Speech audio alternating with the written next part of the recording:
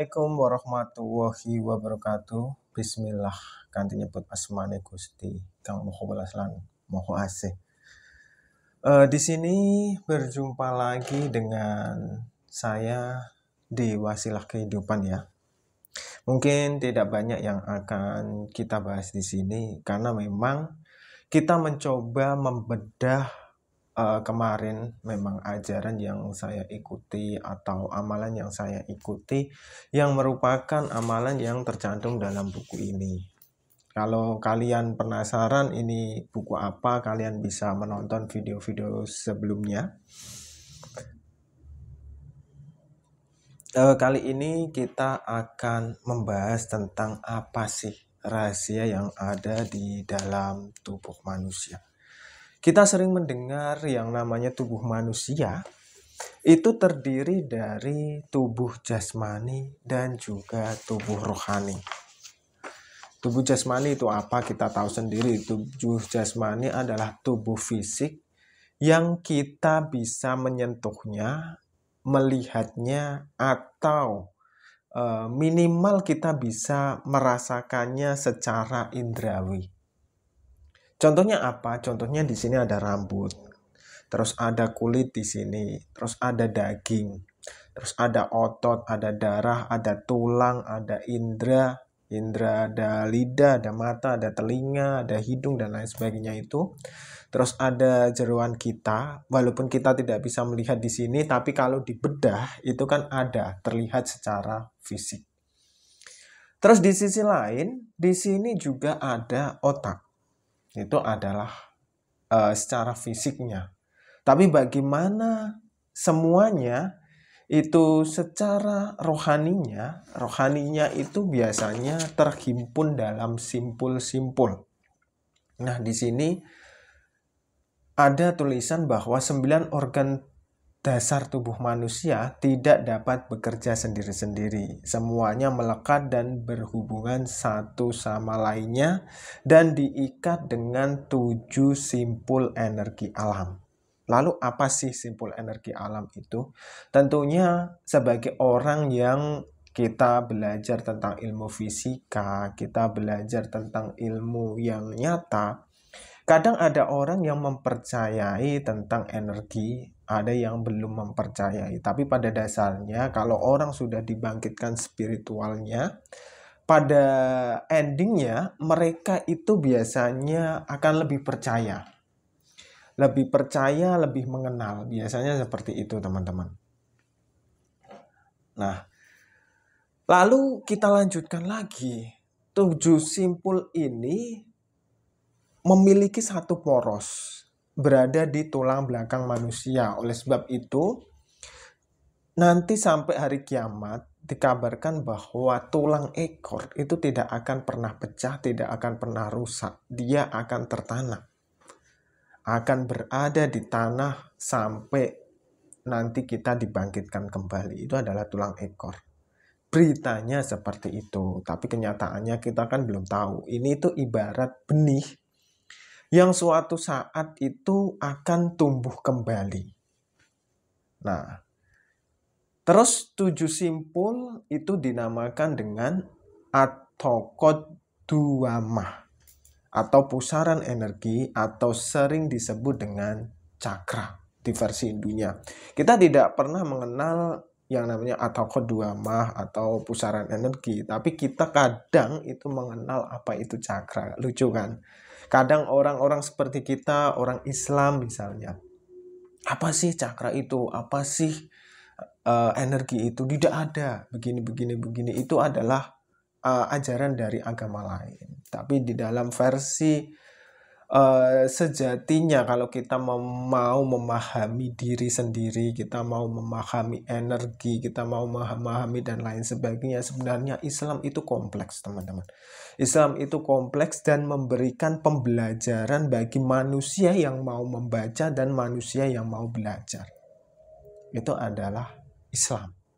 Tapi kadang kita itu menghalahkan semua itu. Nanti kalau sudah berbenturan dengan energi buruk, energi negatif, baru kita sadar, oh ternyata ada ya.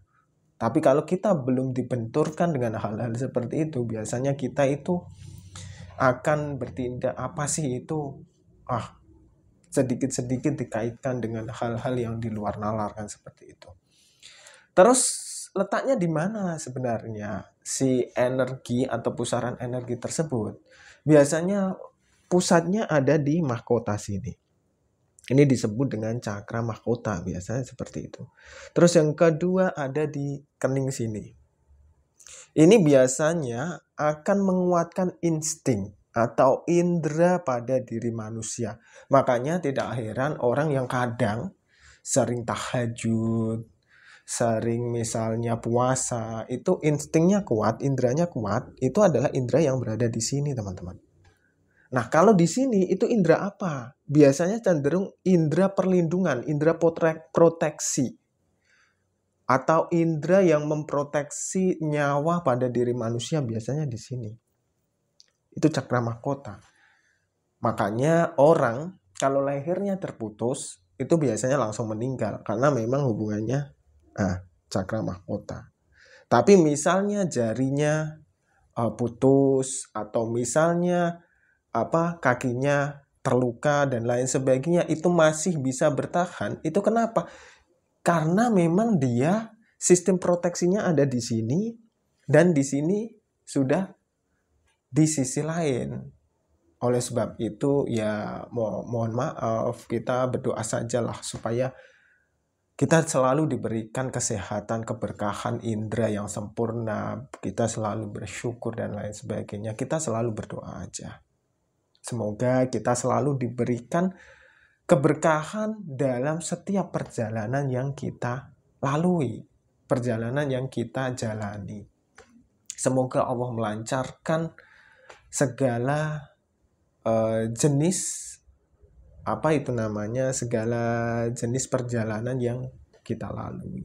Ingat, dengan segala kelengkapan yang kita miliki, baik fisik ataupun rohani, sebenarnya manusia itu akan diuji.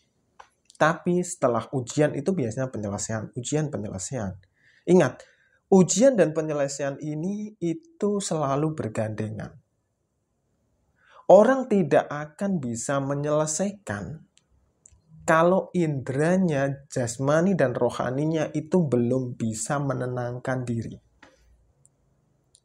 Tapi kalau jasmani dan juga rohaninya itu bisa tenang, dia selalu memancarkan kebahagiaan, rasa syukur, biasanya segala jenis permasalahan itu akan terselesaikan.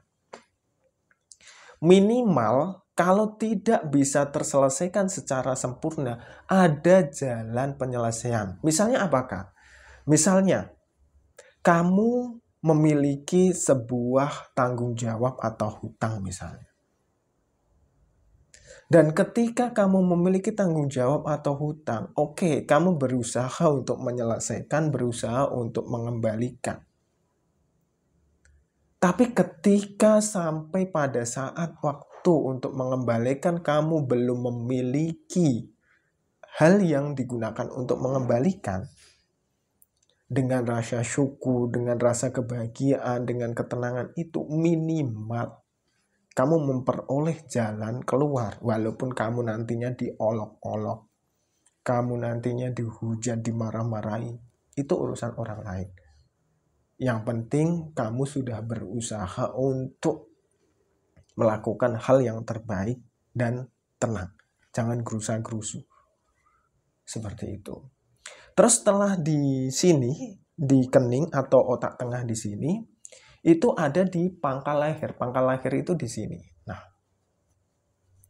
ini biasanya yang memancarkan energi ketuhanan biasanya. Kadang kan ada yang namanya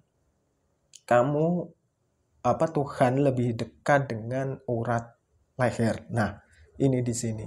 Ini yang memancarkan energi ketuhanan. Energi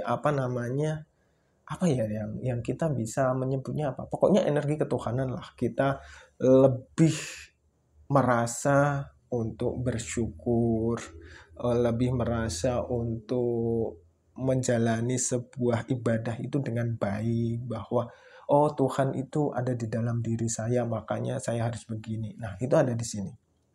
Terus setelah itu ada di dada. Nah, dada ini biasanya energi tentang power. Makanya ada unsur energi dalam atau tenaga dalam, itu biasanya pangkalnya ada di dada sini. Biasanya orang yang sering mengencangkan dada atau sering memfokuskan suatu energi pada dada dia, secara tidak langsung dia membatin misalnya A, B. Jika memang energinya kuat ya, jangankan untuk mempengaruhi orang lain. Kadang kalau di ilmu-ilmu tertentu, energi ini itu digunakan untuk hal negatif juga bisa. Contohnya apa, Kak? Untuk misalnya membunuh orang. Untuk misalnya katakanlah santet, pelet, dan lain sebagainya. Itu bisa. Itu pangkalnya ada di dada sih. Tapi kalau kalian belajar ilmu seperti ini dengan baik, jangan pernah menggunakan pada hal yang bersifat negatif. Bersifat negatif itu apa? Bersifat negatif biasanya itu cenderung menguntungkan diri sendiri tapi merugikan orang lain. Itu biasanya seperti itu. Terus setelah itu ada di ulu hati sini. Ini adalah energi Rohman dan Rohim. Energi kasih sayang biasanya seperti itu. Makanya orang itu bisa welas asih, bisa menolong, bisa memberi dan lain sebagainya. Itu biasanya ada di ulu hati di sini. Terus setelah itu ada di pusar. Pusar itu tujuannya apa? Pusar ini biasanya energi yang berkaitan dengan nafsiyah. Contohnya apa? Contohnya perut dan kemaluan. Nah, dua ini biasanya pusatnya energinya ada di sini. Nah, untuk yang terakhir itu ada di tulang sulbi, di tulang ekor. Itu adalah tempat kalau di pesawat itu namanya black box. Itu memang digunakan untuk menyimpan rahasia tubuh manusia, perjalanan tubuh manusia dari dia lahir sampai meninggal. Itu tersimpan di black box itu atau di tulang ekor. Makanya ketujuh titik ini kalau kita bisa mengaktifkan, cara mengaktifkannya gimana? Cara mengaktifkannya itu dengan ketenangan, dengan meditasi, dengan ibadah, dengan puasa itu bisa. Tapi pada dasarnya itu kita memfokuskan diri pada gelombang otak di alfa dan theta. Atau gelombang otak paling tenang pada diri manusia tapi tetap dalam kesadaran. Nah, bingung kan? Nah, kalau orang yang belajar tentang meditasi pasti tahu tentang itu, gelombang kesadaran. Makanya tidak heran ketika orang yang kesadarannya tinggi itu biasanya lebih tenang, lebih bahagia, lebih menerima dan lain sebagainya. Itu ada di situ. Dan pada nantinya ketujuh titik ini atau organ di dalam tubuh manusia ini itu terbagi dalam 3 bagian, yaitu kepala, terus bagian tengah dan bagian bawah, atau bisa disebut dengan alam pikiran, alam hati, dan alam nafsu. Nah, seperti itu. Terus lanjut lagi.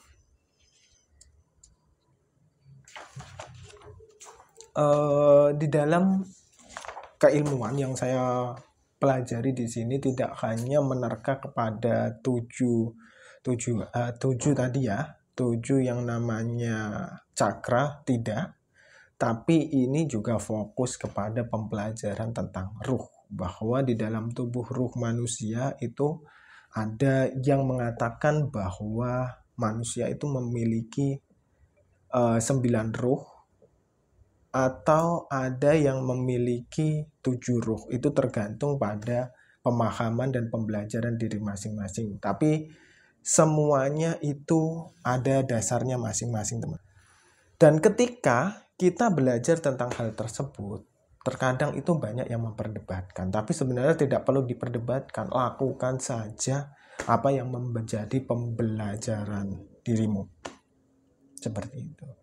Oke, di sini ada berbagai ruh, mungkin akan kita bahas di video selanjutnya ya. Silahkan subscribe di channel ini dan jangan lupa klik tombol lonceng agar bisa kalian mendapatkan informasi terbaru tentang video-video yang saya berikan. Dan sampai jumpa. Wassalamualaikum warahmatullahi wabarakatuh.